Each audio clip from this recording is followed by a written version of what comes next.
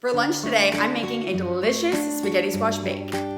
Grab a spaghetti squash, chop it in half, scoop out the middle, lay down some foil in a pan, put down the spaghetti squash. We're gonna drizzle with olive oil. Add your seasoning of choice. Flip the spaghetti squash upside down, pop it in the oven 400 for 40 minutes. Chop up some sun-dried tomatoes, add in some pesto, add in some feta, breadcrumbs, stir it up. When the spaghetti squash is done, let it cool and then scoop, scoop, scoop, scoop, scoop, scoop, scoop. Okay, now we're gonna add our topping. Bake for 15 minutes and yum.